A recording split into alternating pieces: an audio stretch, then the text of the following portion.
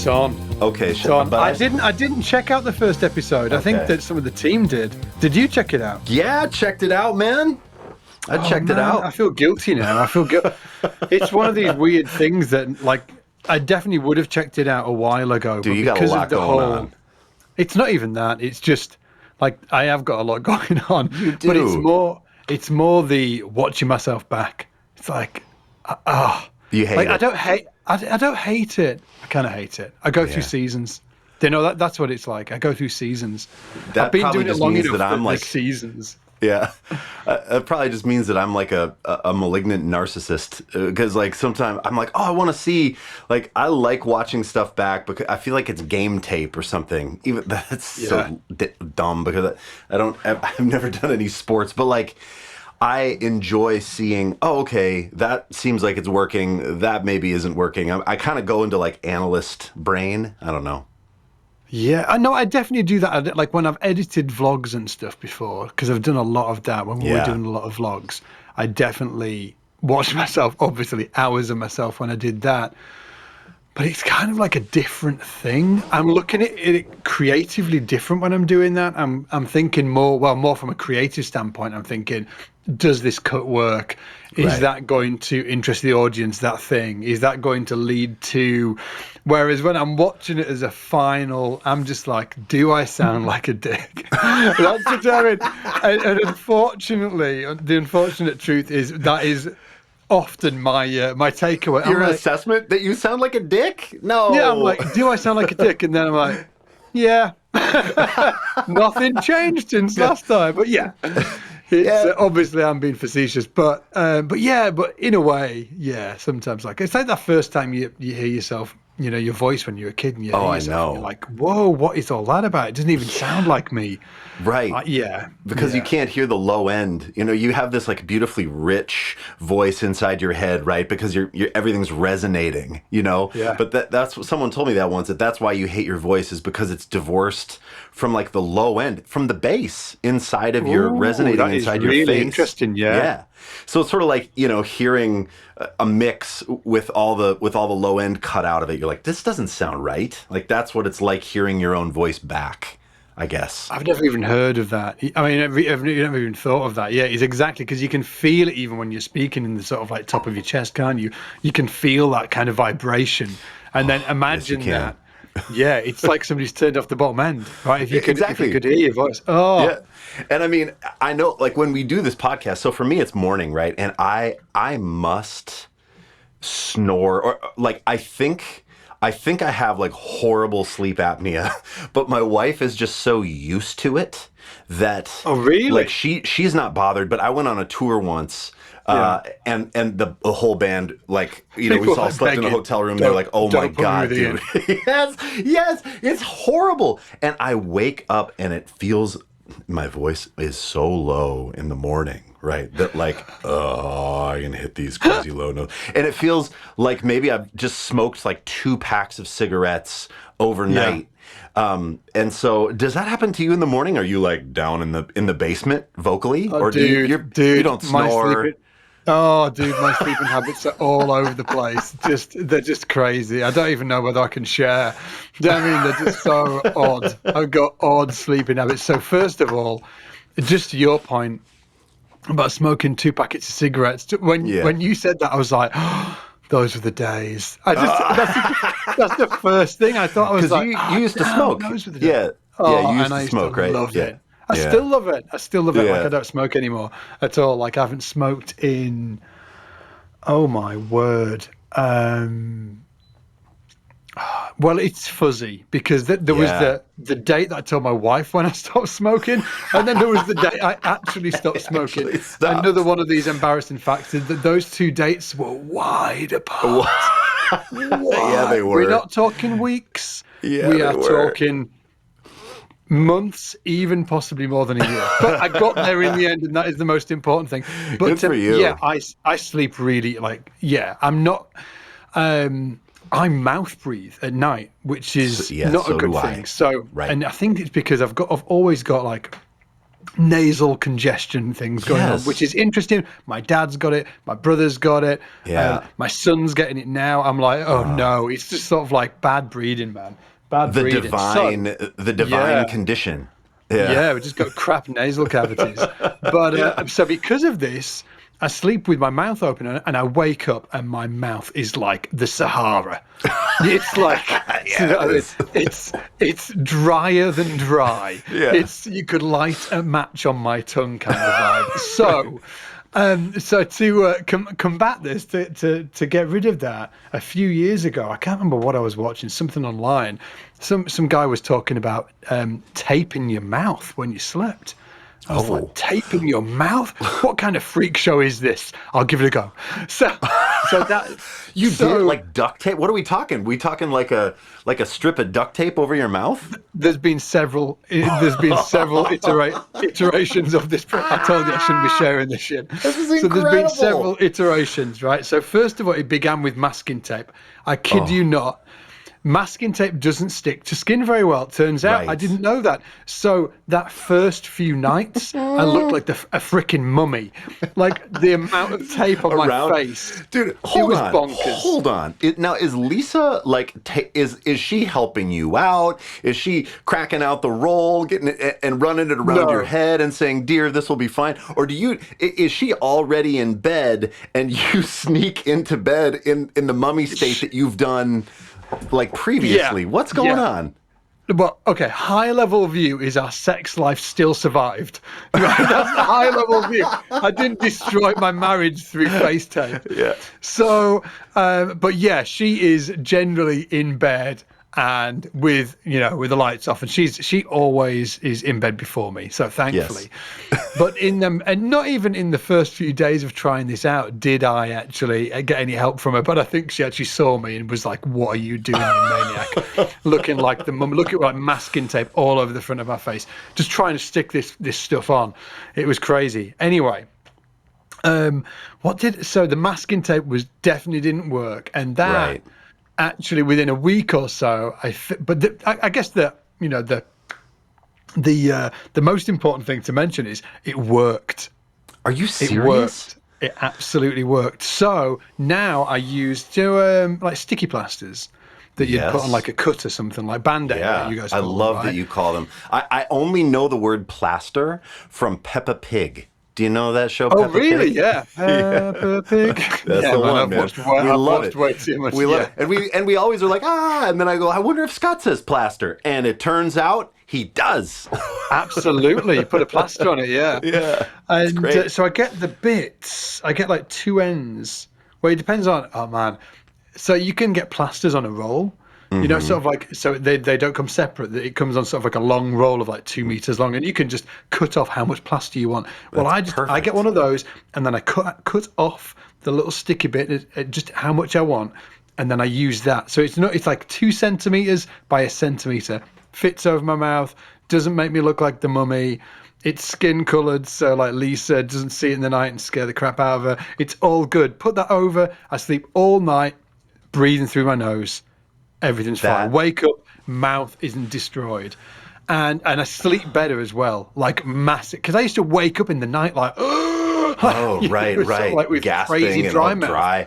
Dude, Yeah. I mean, if this whole SBL thing doesn't work out for you, Divine, there's a market for this. There is a market for a product right here. You can sell stuff. Well, actually, people sell it on Amazon because one day I was like, surely there's a better way to do this. Surely there's a better way than cutting plasters up, And so went on Amazon. You can absolutely buy them on Amazon. You can buy them on Amazon. The gag is they're freaking so expensive. Right. 30 strips for $30 or something like that. I'm like, dudes, I can get 30 strips for like $1 using this homemade method. That's that farm boy. That's that ingenuity of the farm boy coming out, man. You're like, I'm not going to pay $1 a night for this. Like, no way. Absolutely. You're going to cut my own plasters, man. Yeah, I'm sticking to the plasters. I even batch it, dude. I'm like, it's that time. It's that time of the month. I'll buy my plaster strip and I'll sit there for like 30 minutes cutting loads of these things, and then I've got like a big stock of them for like 30 or 60 days or something. That is incredible. For anybody Mouth interested, taping. you can go on YouTube and put mouth tape in while sleeping, and there's like loads of videos come up, the health benefits of it and stuff like that. Like essentially, like breathing through your mouth in the night isn't great for your health because you Right. breathe differently. Yeah. So, oh yeah. Oh, dear Lord. I have one more question about this. I'm so sorry. I'm so fascinated. Have you ever felt like you woke up gasping and needed to like tear it off your face? Yeah. Yeah, like two or three times when I had a cold. So I had a cold, and then Yes. and I didn't wake up gasping, but I sort of.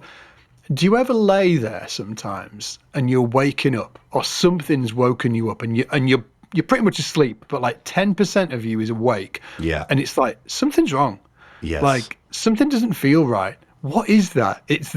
That's the feeling, right? So I'm lying there, I'm thinking something's not right, and then just sleeping a bit more.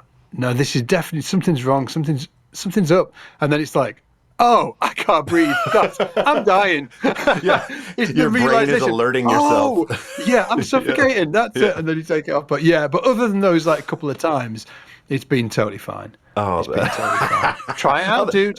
Like, other than those couple times that you almost die in your sleep, totally fine. Totally Yeah, fine. yeah. Oh man, check this out. So my brother broke his neck like several years ago, Oh, talking man. about nearly like this. Wow. He was in like intensive care. He had a trachea, right, which means you've got like a in through your neck, right, into your lungs, like a windpipe type thing, right? So he's got that. He's asleep in intensive care in an isolation booth because not only did he break his neck, he also caught this crazy infection. Like when he was over in Russia, where he actually broke his neck, he got flown over to the UK and he brought this crazy infection with him that they'd never seen in the UK. They'd never seen this thing. It was some sort of like weird. Just if anybody's panicking, it definitely wasn't COVID. This was like 9 years ago. So anyway, he's got this really weird infection. They have to put him in an isolation booth, which is like it's exactly what it sounds like. The walls are like a foot thick. There's one window and the glass is crazy thick that you can look through, and like the patient's on the inside, everybody else is on the outside in intensive care. You can go in, but you've got to wear face masks when you go in and all that kind of stuff. Anyway, his freaking tracheotomy popped out in the middle of the night. No. It popped out in the middle of the night. Oh my God. He wakes up and he's like, oh, he can't speak because he's got all the stuff in his throat. Yeah, all of the plastic in his throat. He's broken his neck. He's not moving great. He's paralyzed, right? Right. So he said he's sort of like, he can't shout. Nobody's in the booth with him. He's like throwing his arms around, That's like trying to a get somebody's nightmare. attention. Yeah. Literally. It's in the middle. Yeah, it's in the middle of the night.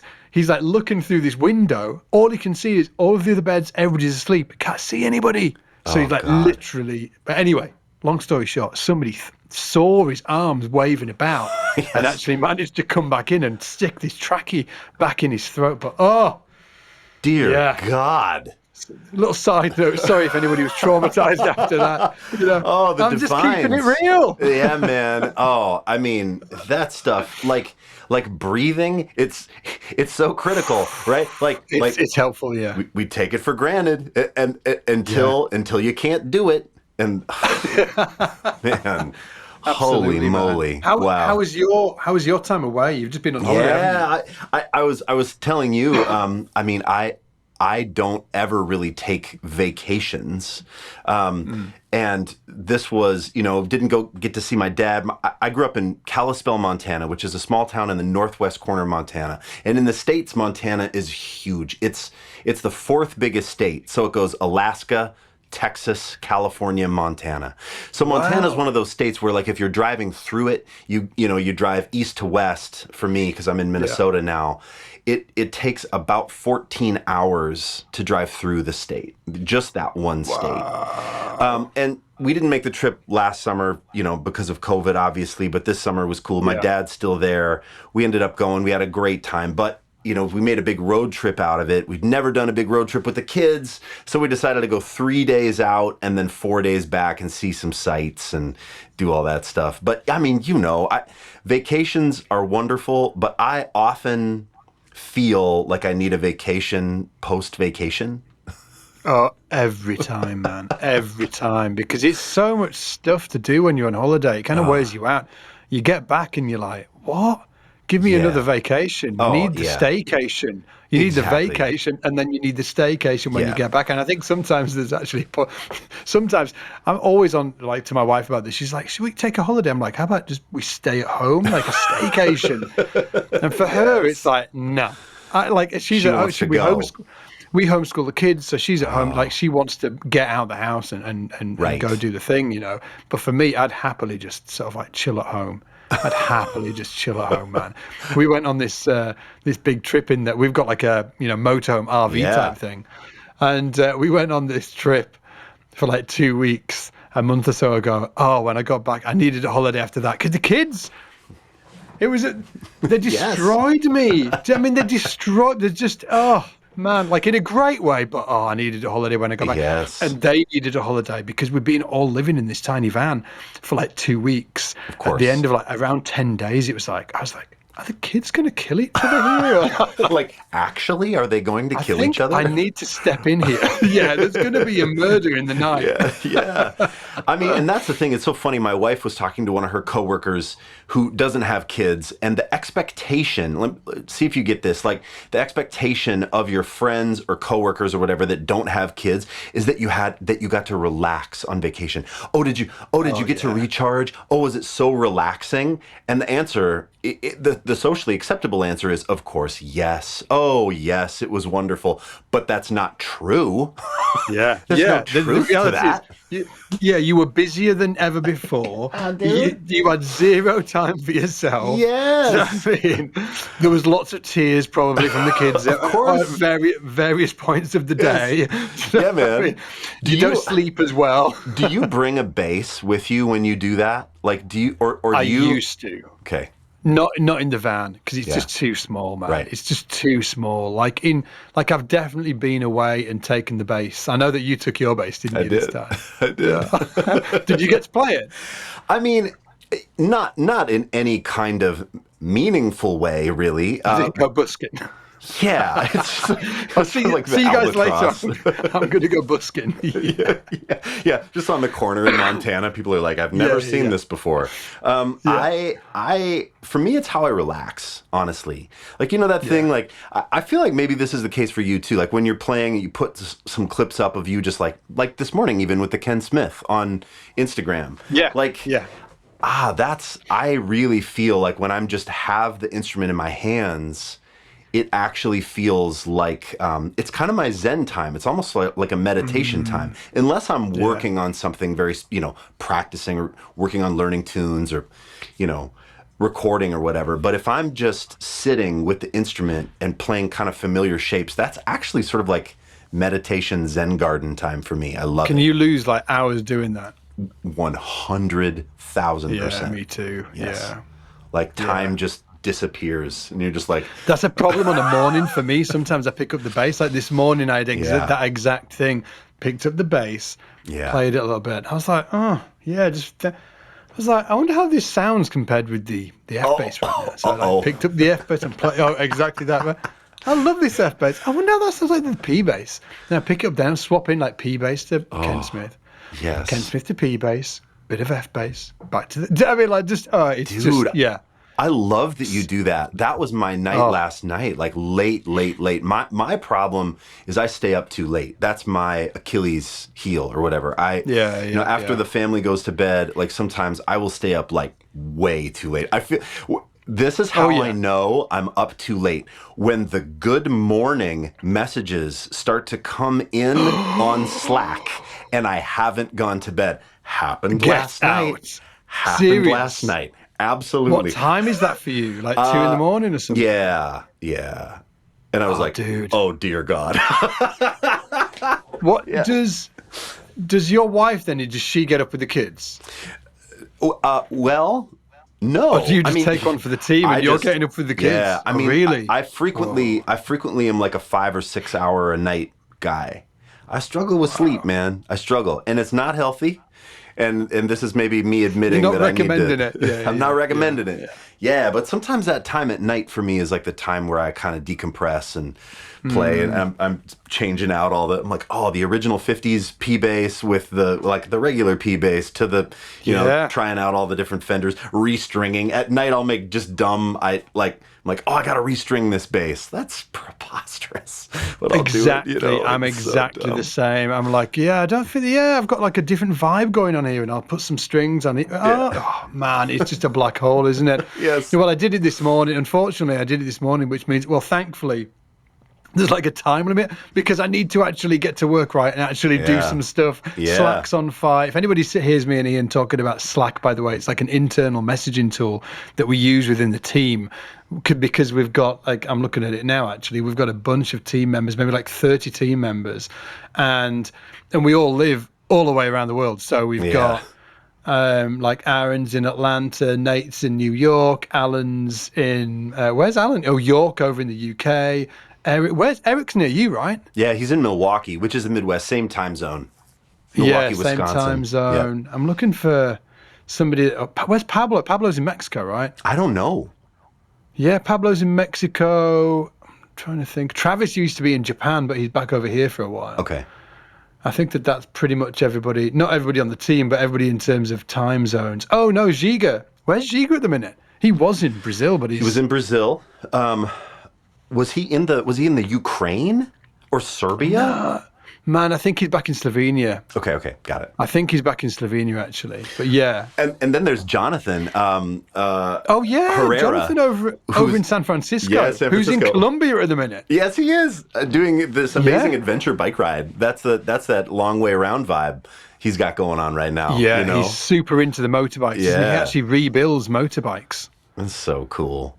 But I can't do anything my like favorite that. thing about seeing Jonathan pop up on Slack is that everybody is signing off in the UK, and he's like, "Good morning, good morning." I mean, that just has to feel hilarious. Like, it's got to be like 5 p.m. for you guys. You're like, all right, got to get dinner going or whatever, and then Herrera's like, "Morning, everybody."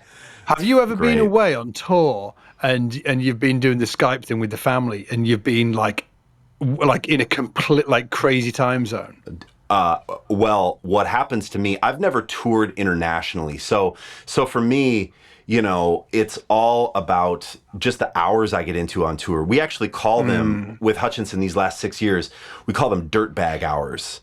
Because what happens is you don't have to sound check till 5 p.m.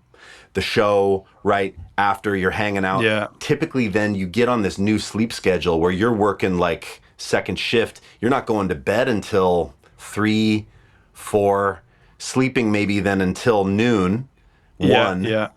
And then your phone is exploding with, because your family is like, "Did you call about the insurance thing?" And you're like, "I'm in bed, but it's noon." Yeah. Dirtbag hours. All of that. Yeah, absolutely. Yeah. Like, I've done it a few times where I've been like right out, like when I've been in LA, I've done a few things. Like, I've been in LA for a few weeks. That is really hard because it's just so far away. You think it's going to be fine, but it's actually really hard just to keep that sort of like constant contact. Yes. With my kids, they want to like speak to me every day and stuff like that. So LA was really hard, and then like Dubai's not as bad as LA, but it's pretty bad. And then the furthest one, maybe it's the same as LA, but the other way actually. But it was over in Kuala Lumpur. That just felt like a million miles away as well. And it's just trying to coordinate the sort of like, getting on Skype with the kids and that whole thing. Yeah, it was really tough. Man. It's a thing. It's hard to do.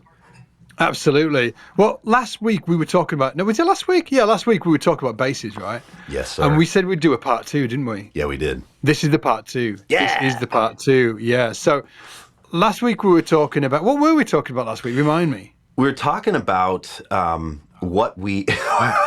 I'm trying to think. We're talking about basses, and the thing that I took away from that whole thing, and I've thought about it a million times since, and I still feel like I want to talk to you more about it, is that thing that you decided to play P-bass to sort of set yourself apart from all these other jazz fusion folks that were playing more, maybe more modern instruments. Yeah, and is such an interesting thought to me, and I think it deserves more attention. But yeah, we were talking about our proclivities and likes and dislikes around certain instruments, and how I really like thumbnail things where like I want the P bass. So I have like a 65 P bass that I'm never going to get another one. I mean, I'll get other ones, but I won't ever try to replace that one. Yeah. Of course I'll get other ones. Yeah, I mean, are you kidding me? Of course I'll get other ones.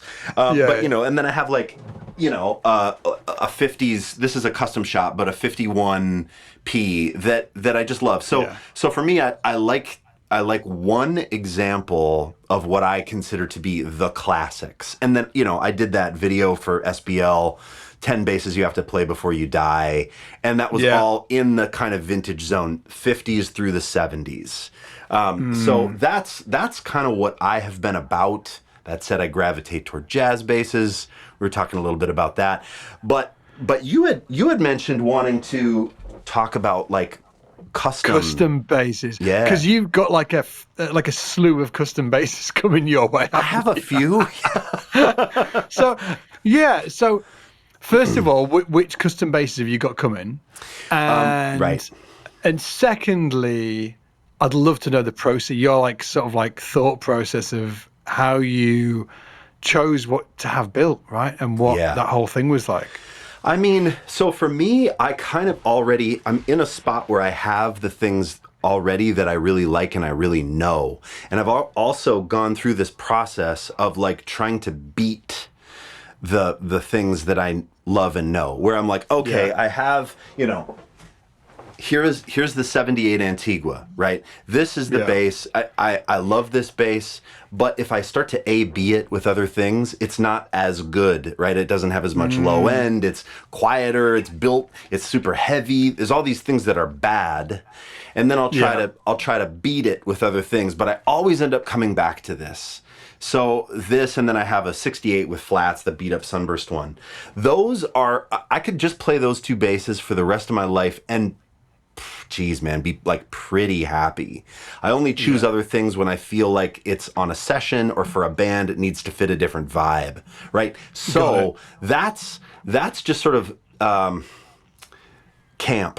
I'm struggling not to say like bass camp, bass line to make a terrible pun, but like that's right. That's where I'm at.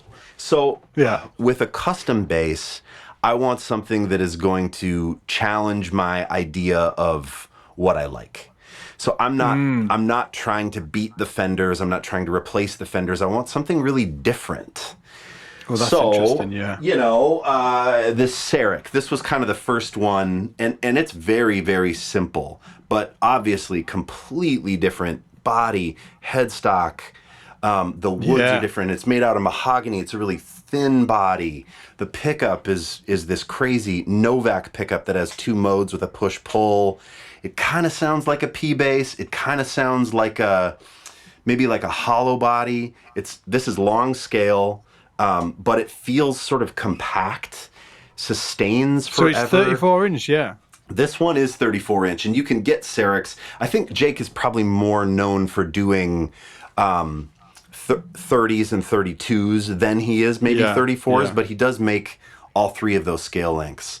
But if I'm honest with this one, I was like, I want it to be all white. And I know you can relate to this, Aleva You're like, Capolo Jake, guy. just look. 4 strings, 5 strings, active, whatever, dude, but just make it white. Make it white.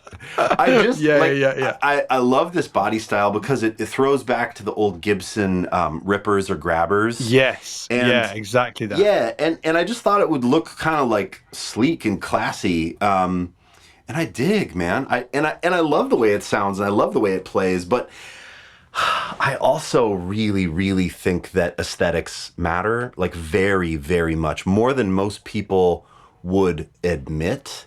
Like you fall in love with a bass that you see online with your eyeballs. Oh, absolutely, yeah. Right? Absolutely, yeah. Because it's weird, isn't it? Yeah. It's totally irrational, isn't it? Yeah, you found that Aleva recently that is all the crazy colors and... Yeah, that one. Oh, did you pull the trigger on that? Man, I've emailed them 3 times. It's in Japan. Nobody's emailing me back. There's probably some poor Japanese dude like, what? Who is this guy? I mean, for whatever reason, they do. I mean, they're not emailing me back. It's not getting bounced back, the emails. It's obviously landing in somebody's inbox. Yeah. But it's not coming. It's not coming over. Well, you never know. Man, it'll be so good. Yeah. What do you think about in terms of ordering a bass, or are you trying to find a specific goal? Do you want to be surprised in some way? For me, I am totally irrational. It's just all over the place, dude. It's like one day I'm like, or 1 week, I just mentioned to you over the last few days, I was like, dude, I really want an Oliva Capello. It's like killing me. It's burning in my chest. I need to get one. I've got no idea why. It's just because I've just seen it, maybe just sort of like after you've seen kind of sort of like 50 images of an Oliva Capello, you're just like, oh, give me an Oliva. I know. So whatever it is. But in terms of what other people should buy and how they should interface with somebody that is actually creating a custom bass for them, I've got my head screwed on in that area because I used to work as a luthier because when I was, because I actually started making basses when I was 18 as an apprenticeship and actually 17 as my apprenticeship when I was a kid. I saw so many people making kind of sort of like wild mistakes. I was just like, this could be really valuable. I would love your insight on this. I think it's really valuable. Yeah. Well, the big broad mistakes are trying to having a sound in your head, right, in your ear, having a sound that they're a big fan of whoever, Jameson or whatever, right? This is like a real common one, and then they come and order a 6-string active with a I mean, like that kind of thing, the 6-string active bass with an insanely fancy top because they can, right? It's kind of sort of like it's the car thing, isn't it? It's sort of like, hey, if we can afford it, we as an individual, why not buy a Ferrari? Yeah. But the difference with the bass is that it's actually going to affect the way you play. Like cars are cars, you can buy a Ford or you could buy a Ferrari.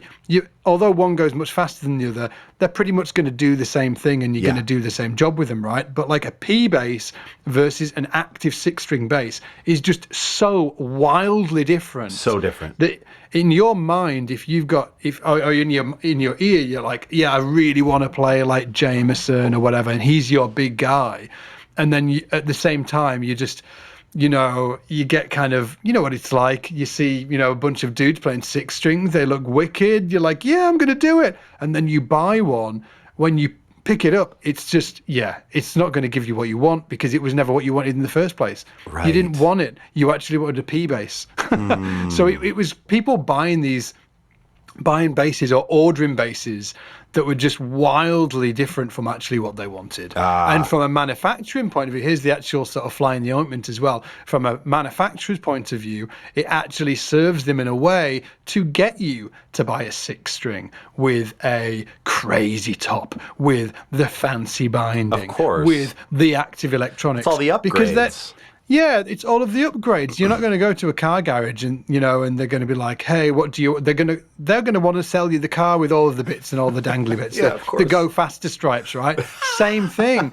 So, and with bass players, we fall for it every time. We're just like, "Yeah, give us the go faster stripes. Give me that flame maple top." Yes, that's right. All of that stuff. Where fundamentally, actually, it's just probably the wrong mindset to go in with it. So for me, if somebody's talking to me about, hey, I'm going to order a custom bass, I'm always like, well, what sound are you hearing in your head? What are you trying to recreate?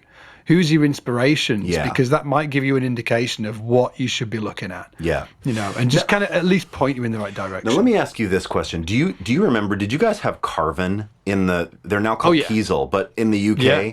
I mean, I remember in the 90s getting those Carvin catalogs in the mail, and it was fully custom, so there was body style things you could choose. There was the different tuners. There was pickups, all these custom things. And then, of course, colors and woods and all that. And it was relatively inexpensive.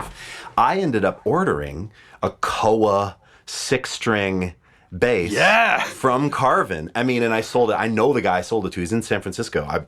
I should have never sold that instrument. But here's the one thing I want to push back on with this is, do you need, if you're a nerdy bass player and you're young, do you just need to go through that? Like, do you need to have the process of like ordering the ridiculous thing, thinking it's going to be something else? Wow, it's actually something different. Maybe you're disappointed and you send it back, but wow, maybe you kind of get used to it, and then you get fired from a session for bringing it in your 20s, and then you discover the P bass. Like, I don't know, man. Does that resonate with you at all? Oh yeah, you've got to go through it. I think there's multiple kind of sort of like ways into it, isn't it? You've got to go through that for sure, because you might actually pick up that 6 string and be like, this is it. Right. This is it. This is actually the thing that I was looking for. Yeah. And Rich also, Brown, you know. Yeah, exactly. Yeah. And also, and just to put it out there as well, a lot of the custom makers, and I'm generalizing here, right? But a lot of the custom makers, especially that do the super fancy, insanely expensive basses, their larger customer base is actually older dudes. Dudes that are like 45 plus who have the money to spend like $10,000 on a bass. Yep. So, and for those guys, so it's a slightly different, I guess, prospect for those guys. But in a way, they should be able to do it too. Of course. They should be able to. It's just a thing. Of course we should be able to do it. I think that like just the danger is that you know, we've all been on Talkbase or back in the day, Bass Chat and Talkbase. Yes. And you'd see the same guys buying and selling basses, you know, Constantly. and they're just and some of them some of them are actually just like they're into buying and selling basses. Some of them are actually searching for the sound. They can't find the sound. Right. You know, and some of them are searching for the sound that they think is in a bass, but it's actually in their fingers, and they just need to work on their playing instead of buying the bass. I mean, and, you know, that for me as well. Like I do that as well. Everyone. I mean, because the cheap, it's not cheap, but the simple solution is to buy the shiny thing, right? And I'm not one of those guys that thinks that gear doesn't matter at all. I think gear inspires you, but I think too, if you give in to an instrument, if you decide this is the instrument I have a really great friend in Minneapolis named Aaron Fabrini, killing bass player and pedal steel player, and he has this great saying, I think about it all the time. He says, the best bass is the one that you're playing. So his whole thing is get one in your hands and play the hell out of it. And if you give into it and you don't see the things that bug you as deficiencies, but you work around them, like Jamerson, that 62 Fender P bass, that wasn't a special instrument. It was special because he played it, but he went in and took it off of a rack. Yeah, you know, it was just a stock instrument, wasn't it? Yes, and like on What's Going On, he plays this thing where he comes up and plays a D flat on the G string, and it's a dead spot. It goes toom, and just dies right away. But then it creates this space in the track, and it just depends on how you look at that stuff. I used to view basses that weren't super well made or had dead spots or whatever as bad, inferior. And then as I started to do more sessions, I started to view them as, oh no, they're just characters. You know, if you can choose a character for a song, or like, you know, you're going to choose a skin for a video game or something, these are just different skins, essentially.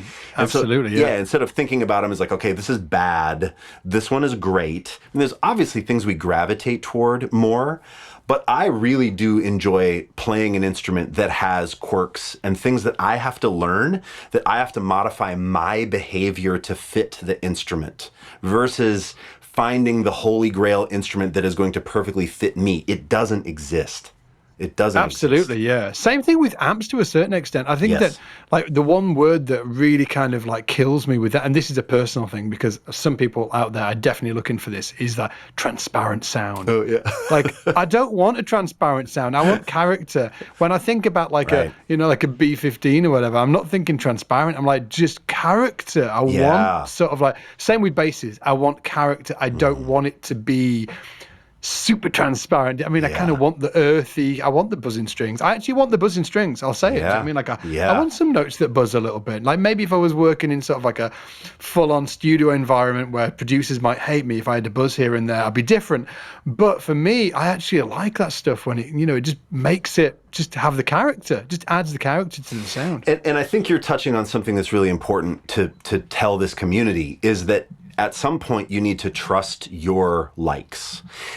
Something I say to students all the time is how to decide if you like something, or if something, how to decide if something is good. You ask yourself a simple question: do I like this?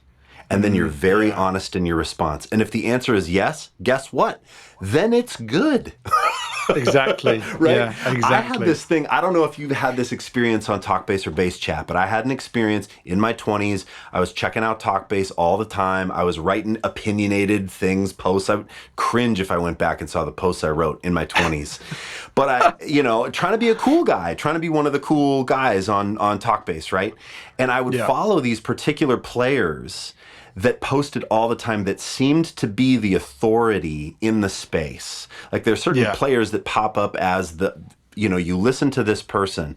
And then there was a time where one of those guys posted a link to him playing on a Saturday night in a bar with his band. And I thought, I am about to be blown away. And I click that link. I'm like, I've been buying stuff this guy's been recommending. I've been listening to all the advice. I've been checking it out. This guy is the Holy Grail, man. And I click on it and I was shocked.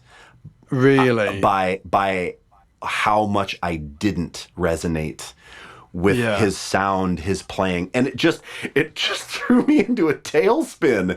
And I thought, so interesting. Yeah, like these guys, these people that have crazy opinions, and that goes for us too.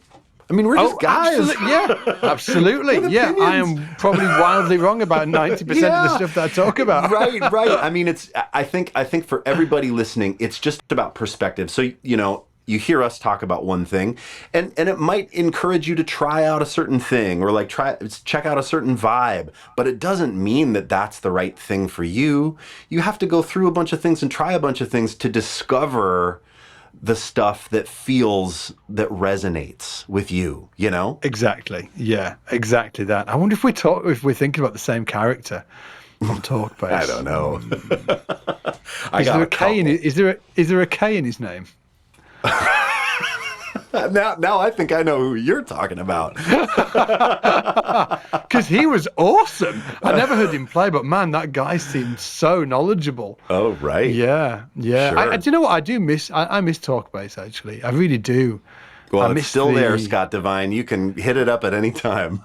With all that spare time in your life. All that spare time I've got. I mean, like, I guess that when you kind of sift through the threads on Talkbase, there were some really great vibes going on. And I think there is on these other platforms. I'm just not sure it's exactly the same. Maybe it was just one of them moments in history where it was it's where everybody was. Yeah, there was no Facebook over here and then Instagram over here. It was like all the bass players concentrated in one place pretty much everybody online. So I remember having an experience on Talkbase with Justin Meldal Johnson, because he used to have a little corner of it called Ask JMJ.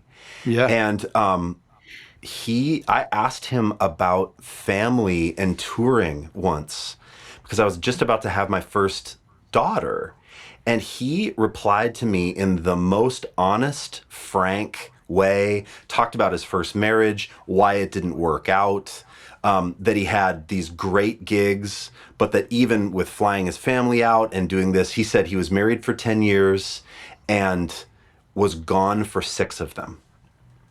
Wow. Yeah.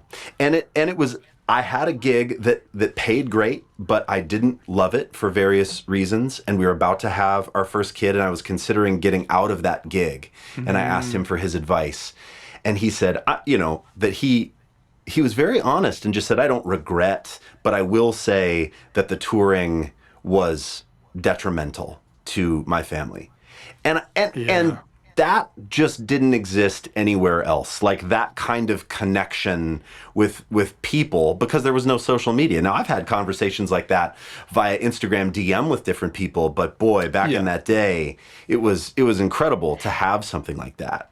Yeah, it was mind blowing, wasn't it? To actually be. I think that back in the day, God, do we sound old? Yeah, we do. Yeah, but and you know why, Scott? We are. That's why.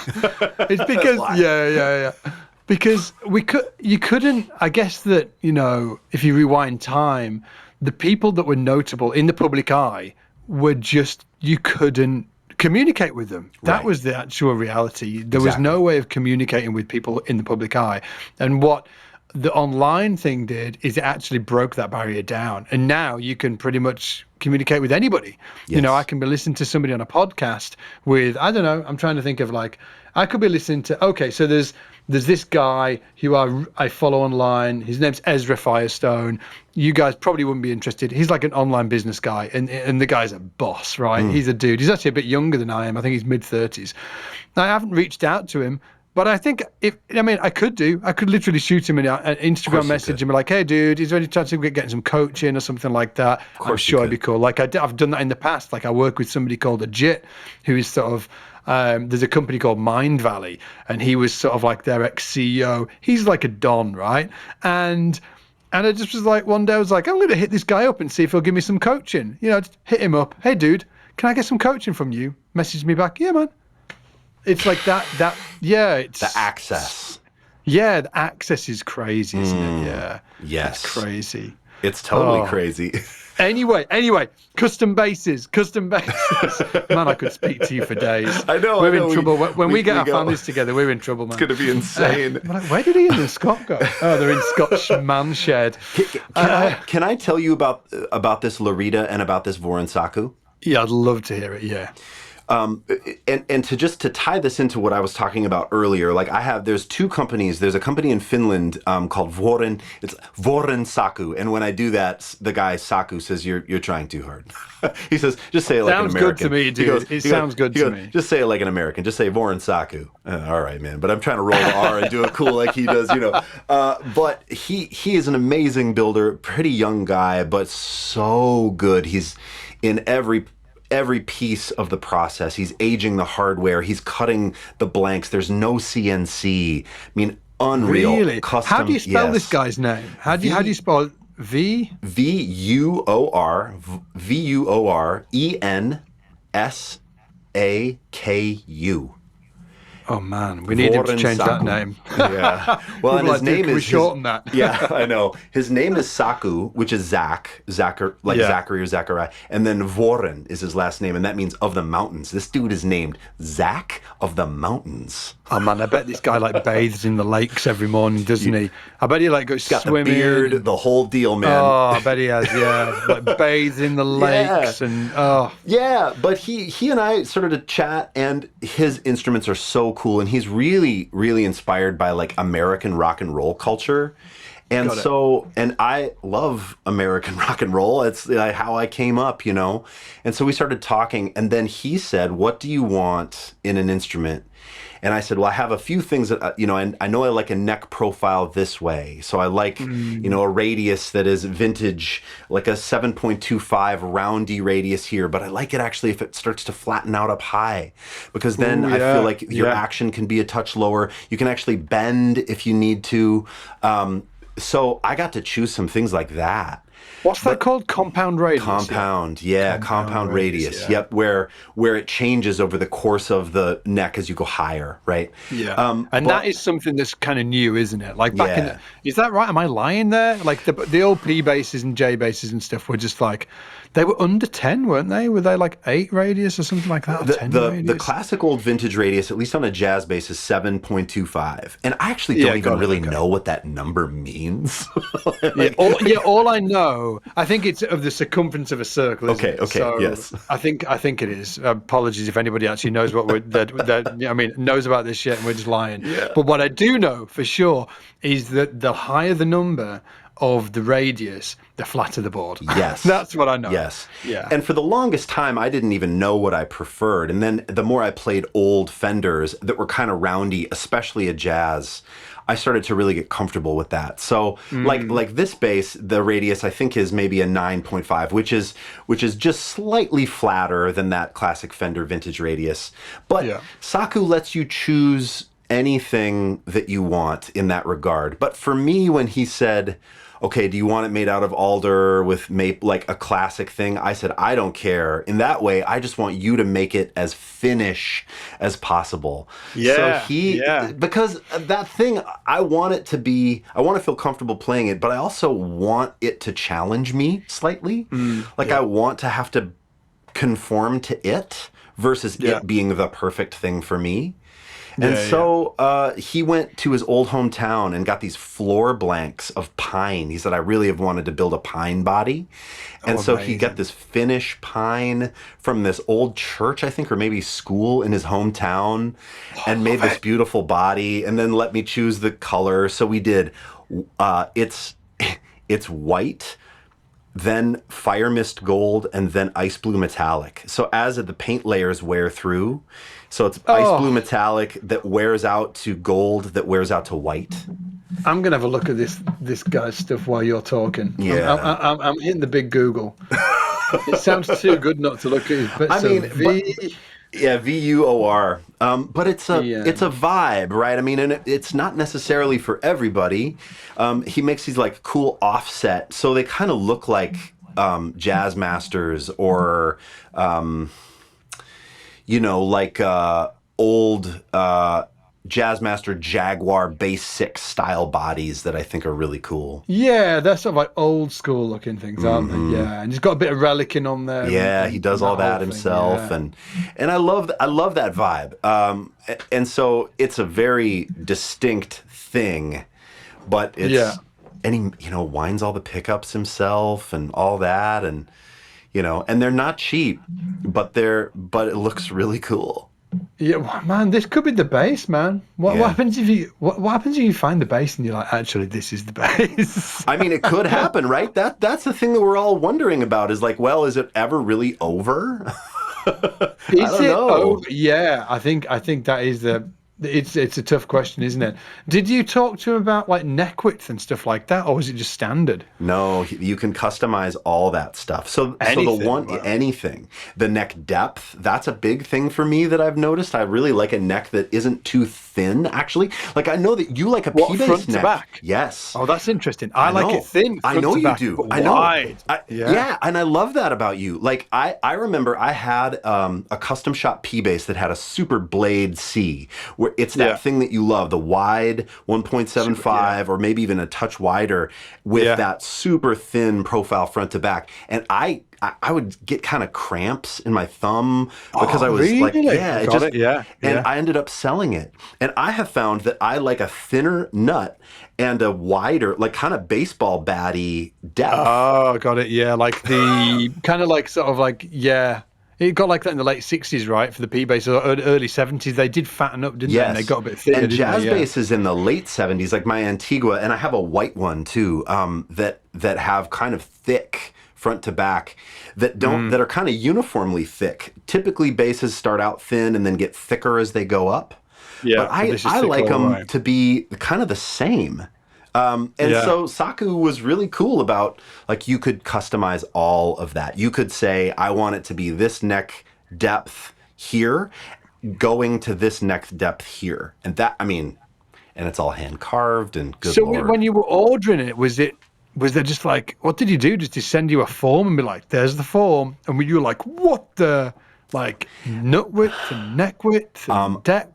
It was actually all just via DM, and I'm sure he has a way better process than this. Yeah. But we just started chatting, and then he said, what are the things that you care about? I said, I care about the neck. And he really wanted to make a short scale. And I said, great, let's do it as a short scale. So it's 30.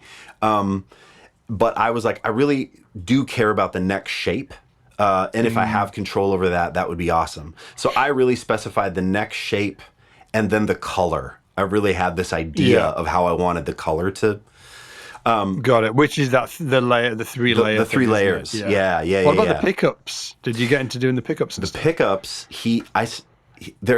Pickups are so overwhelming. There's so many things you could do.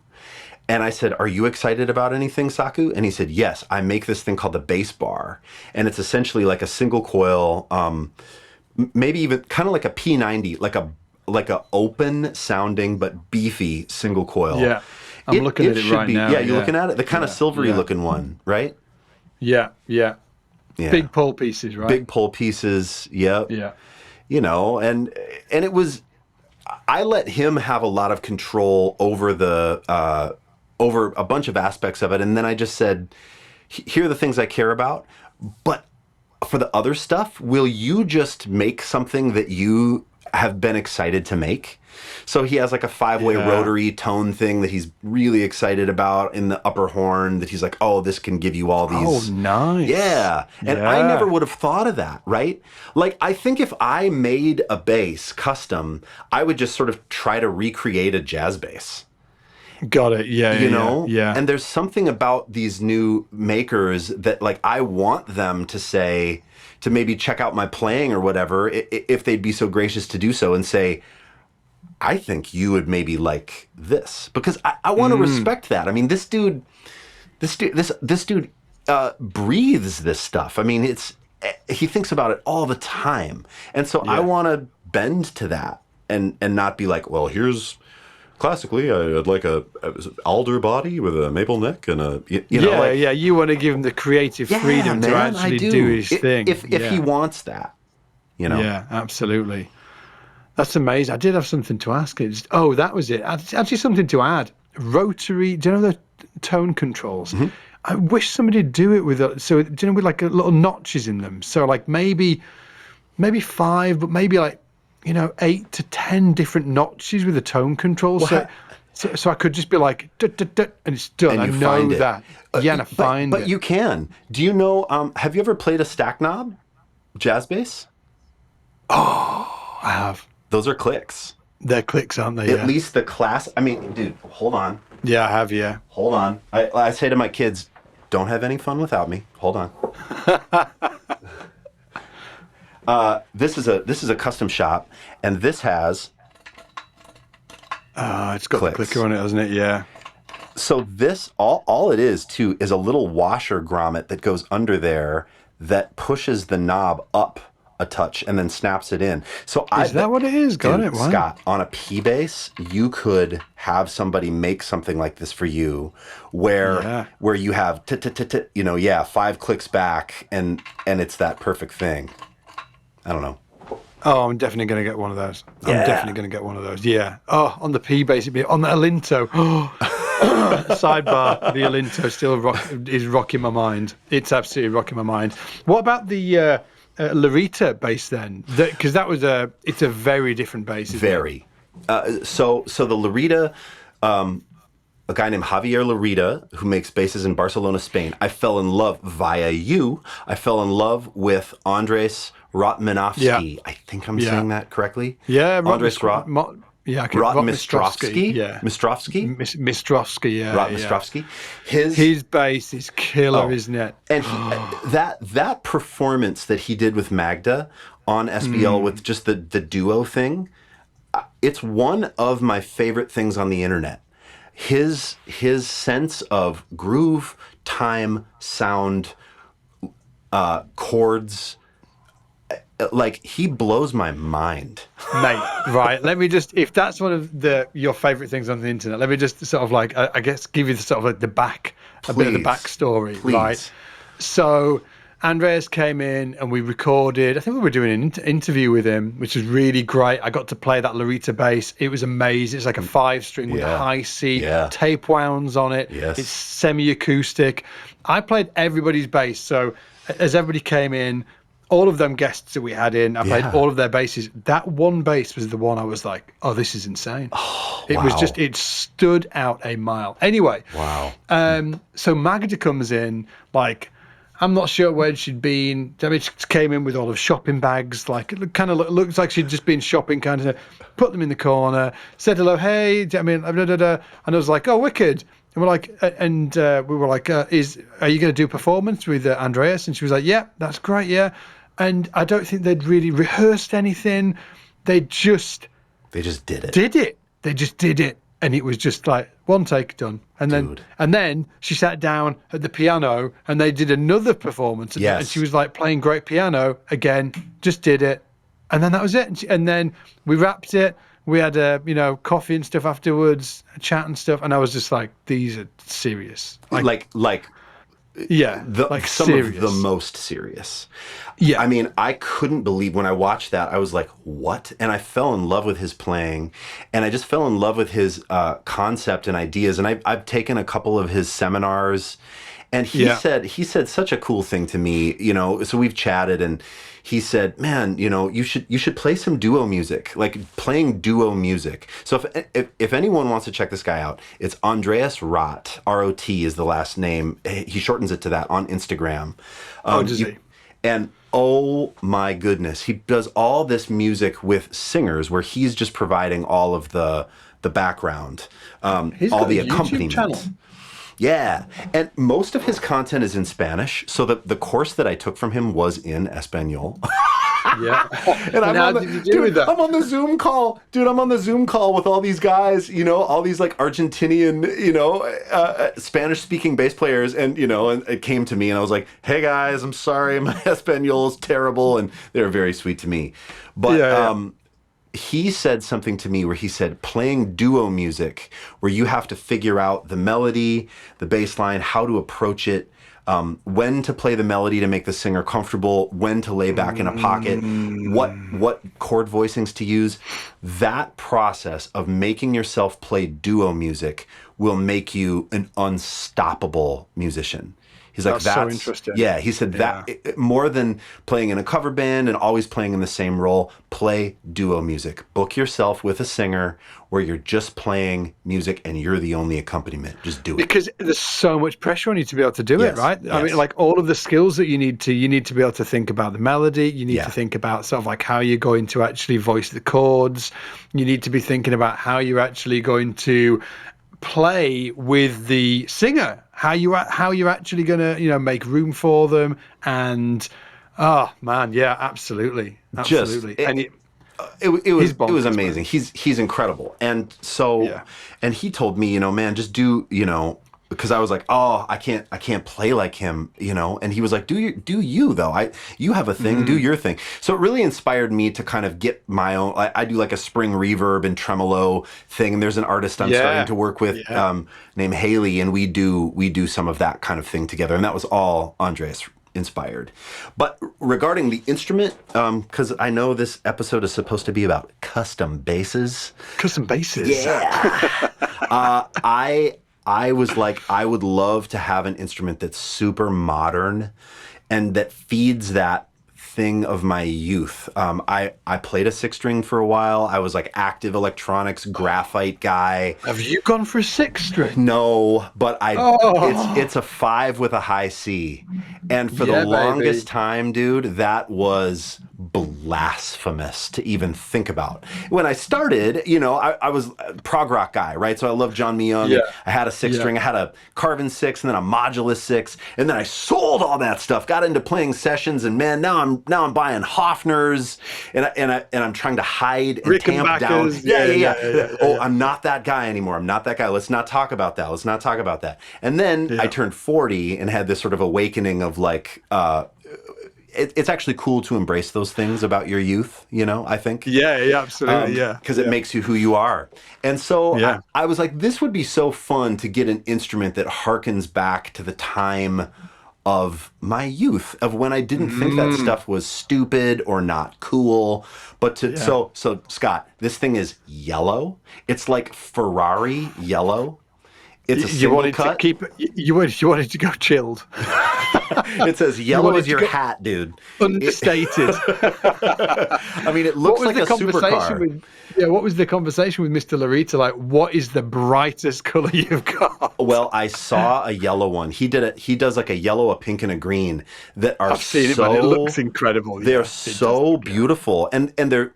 Like sometimes the boutique stuff that is really flashy is kind of corny to me, or it doesn't resonate aesthetically, but he makes a body shape called the Majesty that looks so much like a supercar from the 80s. It reminds me of a Testarossa, or it reminds me of like a Lamborghini Countach, like from the 80s. Man, the Lamborghini Countach, Yes, dude. Yes. And, were you gutted? I'm looking at this bright. Yeah, are you having one of these? Is this it? The Majesty. My word, Mr. Allison. That is. I mean, I don't know when it's going to be done. And looks like you're going to go to the moon on this thing. Yeah. Amazing. I mean, it's very, very different. But there's something about it. It's sort of like Art Deco-y, or I don't know that that's the right word, but the lines on it are really beautiful to me. And so it's, it's going to be very different. It also is going to have a piezo bridge and a Glockenklang preamp, and is it going to have that ramp? Is it going to have the ramp? Are you looking at the where are you right now? I'm looking at the picture. I'm on the. I'm going to message you this just to check if this is your bass. If anybody wants to check out this, it is Lorita. So LORITA -bases.com. You sending it in Slack? Yeah, and then you can go onto the modern series, and it's the yellow one. It's like you might miss it if you're not. Oh yeah. Okay, so there's that one. You just sent me the one that has a pick guard, right? Yeah, it's like a ramp, like a Willis type ramp over the entire kind of front of the bass. Yeah. This let's see. The one that I'm getting has a. Oh yeah, okay, yep, I see it now. Yes, it's the one with the Willis ramp and the like Nordstrom blades that are embedded in the ramp. Yeah, they're embedded in the ramp. Yeah. Yes, that's the one. Amazing. I know. It's honestly, preposterous, dude. But it's when I played Andreas, on this bass is going to be killer. Honestly, yeah. I swear to God, man, this is going to rock your world. I hope so. I hope so. Look at the neck on it. Look at the neck joint. I know.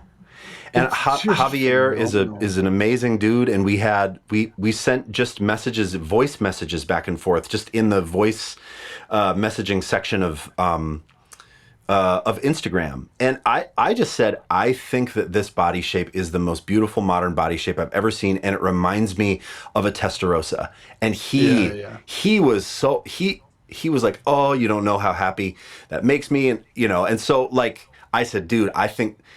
In the 80s, Factors, Kubicki made that bass, the Factor. Yes. I love that body shape too. Like, I think it's such a classic, beautiful, classy design. I said, it reminds me of a Factor in a way. And he said, oh, I think Philip Kubicki Stu Ham? Yeah, Stu Ham playing that black and blue Factor? Yeah, dude. What? I know. Oh. Here, Divine, hold on. Don't have any fun without me. Hold on. Come on, are you bringing the Factor out? Yeah. Yeah, here we go. We got to get together, Scott. Because look at that! Look at that! Has it got the flip tuner on the top of? Oh yeah, come on! Sure. If anybody's not watching this, you should be watching it.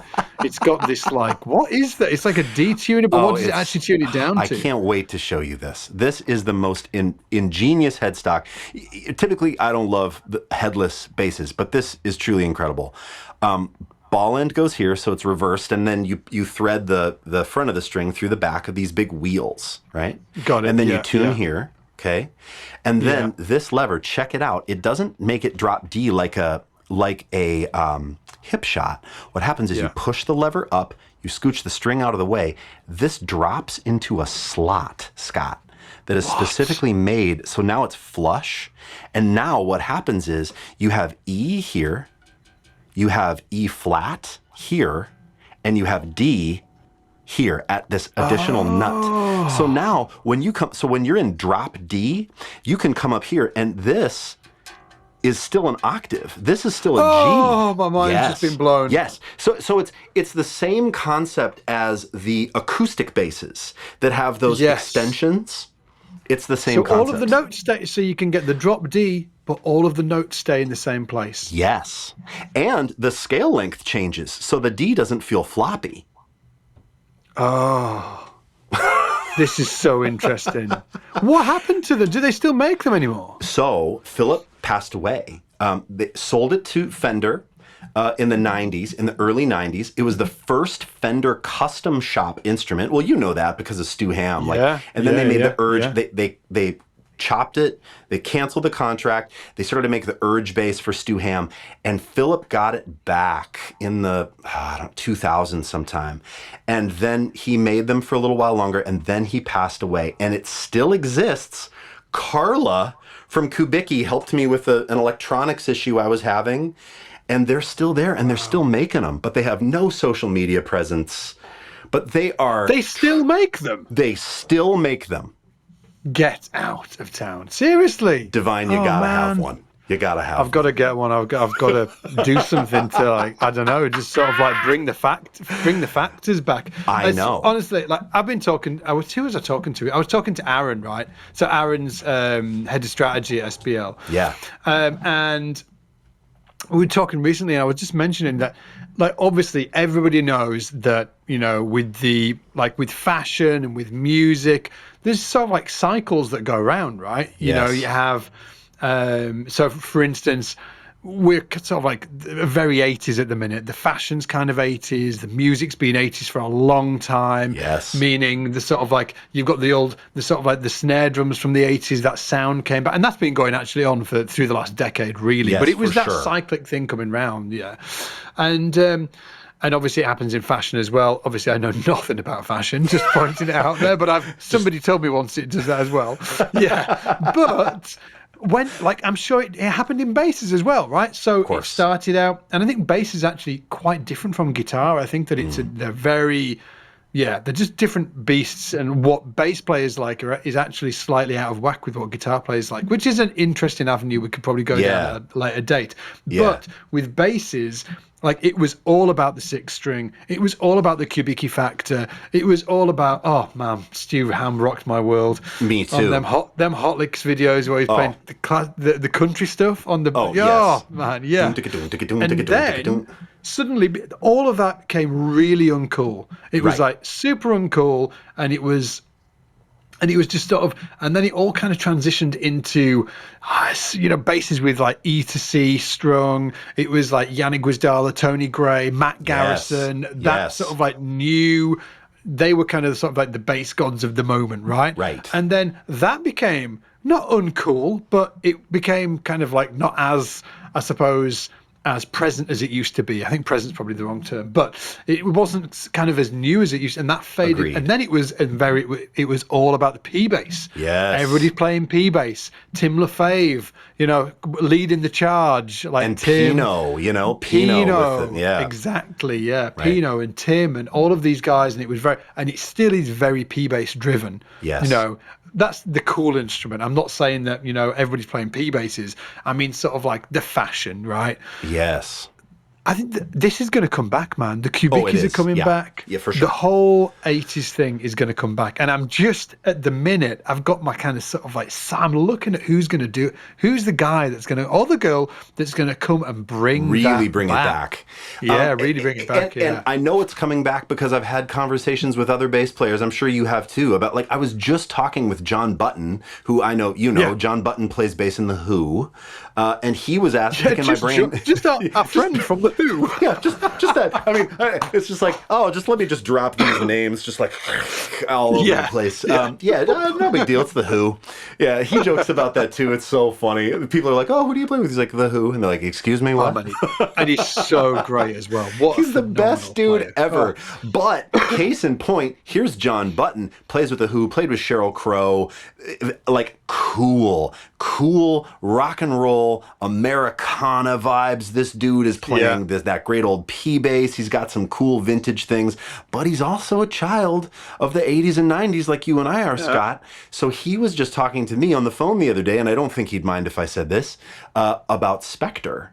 And he's like, man, I have always wanted an NS2. Like, Sting played on the Synchronicity tour, and you know, there's so many. And so we were talking about that because that's another instrument for me that is so iconic. The shape, the sound, how the EMG P pickup is flipped on it, and what that does, and like it's a totally different thing. And I was in the rock and roll thing, so the guys from Skid Row and Alice in Chains and all these bands that I loved as a Alice youth. in Chains. Man in a Yes, Box, man. the intro to Man in a Box with the low-strung Spectre. That's the greatest, dude. Should I tell you so? My son, right? Yeah. He's 8. That's one of his favourite tunes. Man in a Box. You should see Lisa's face when he gets that stuff on. That she's chorus like, just Lisa's into Whitney Houston, dude. And Story, my boy, he's rocking Alice in Chains. Good lad. I love it. I love it. Yeah, man. So you know when the guy who plays bass in The Who is talking about an instrument that became famous in the Kramer Spectre era of the 80s. That's when it's coming back into the zeitgeist. Yeah, I wonder what it'll be brought back by. It'll probably be brought back by maybe an individual, but maybe sort of like stylistically with the music, right? The instrument will follow the music. Right. So like if you think about Pino, the instrument followed the music, wasn't it? It was like very much, yes. It was kind of. Maybe not. Like D'Angelo, that album really wasn't. Like it was definitely with the Mayer stuff, with the John Mayer stuff, the instrument was following the music, right? It was just it lent itself so well. But with the D'Angelo stuff, which he played a P bass on, like ultimately he could have made the choice to play anything on that. I suppose you're right. He could have made the choice to play anything, yeah. And he could have also taken the track that so many other players were playing around that time, like Hubert Eaves, who played bass with word. Hubert Eaves the fourth. Yes, dude. Yes. That Erykah Badu live record. And he was playing an MTD, should stop I think. Listening right now and just go listen to that album if you've never listened to it before. Erykah Badu live, trio, Poogie Bell. Yes, oh, no, on drums. It wasn't a trio, was it? It was keys, Poogie Bell on kit, and Hubert Eaves the fourth on bass. And BGVs and Erykah, and that's it. No guitar. That's the thing, right? No guitar player. Yeah. I love that you love that record. That record changed my life. That record actually took me from being a prog rocker and like being into Dream Theater and Dave Matthews and all that stuff, and went and just like turned me in a different direction. But all that to say, Pino could have gone down that road, right, and played an MTD. Or and done the sort of like neo soul of the 90s thing, but he went old school. Because that was going on at the time, yes, right? It was. Like that album with Hubert Eaves playing on it, he played an MTD on that, didn't he? Yes, he did. Yes. With a big old active sound. And there was that whole thing going on. Like, I'm not sure, like, obviously Jill Scott, that's a whole other conversation, man. Oh, man. I know. So cool. With Tribbett on bass, like, he played a Fender Deluxe P-bass, didn't he? I don't know. I don't know, actually. Yeah. Oh, that's a great album as well. Woo, I'm getting a bit hot under the collar. Do you know when you start thinking about these albums that we've listened to and had such a huge impact on our lives, man? Mm-hmm. Like, I think that, I hope that people have that now. I really do. Like these, because I don't want to sound like an old giffer again, but just, do you know what I mean? Because, but because of the lack of, like Rick Beato spoke about this on his channel as well, on his YouTube channel, because of the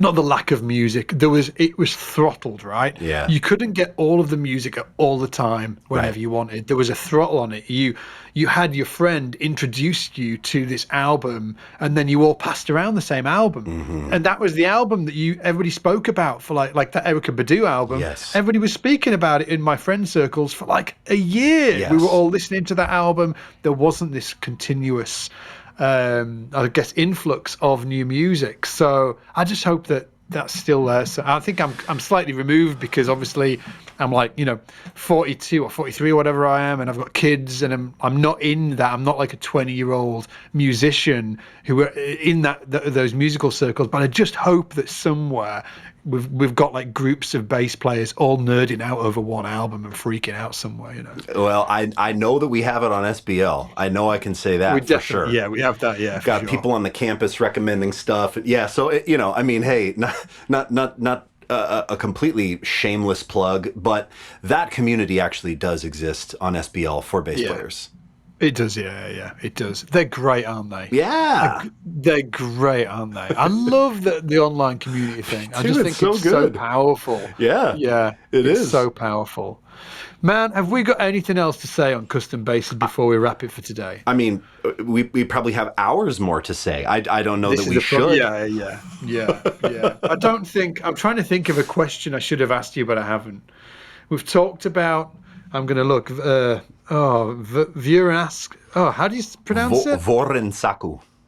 So we talked about we talked about that. Ian's new custom bass that's on its way, Yeah. and we talked specifically about how the choices that you made, and actually we spoke about the choices you didn't make and why you left it like that to leave creative freedom up, for Saku to make. And we talked about why bad basses are good sometimes. We talked about the need of having these the dead notes and the buzzing notes, that adds character on the bass, And we talked about obviously your Larita bass what is this color called? I think he calls that like curry or something. It has some kind of like like an Indian tie to it. Got it. Massaman curry or something, It looks awesome. I know, man. It does. It's crazy. Yeah. When are you getting these basses, by the way? The Vorensaku's done, but he wanted to take it to a few trade shows and have people, is totally cool. So I'm not sure when that one will come to me, but it's assembled and ready to roll. The Larita, I think, has been cut. The body's been cut, but I'm not sure where that process is. And he's so far out. I think he's kind of blown up recently. Yeah. So I'm sure you have something to do with that. Andreas, of course, has something to do with that. I know you've talked about his basses a bit. So he's just one man, truly just one man, trying to make these crazy works of like modern art. So I'm not sure. I want it tomorrow, but it might be next year. Who knows? Man, I really, really, really am looking forward to hearing you play it. I think it's going to be great. What's the string? It's regular. Oh, you got it for 5, haven't you? It's a 5 with a high C. Yeah.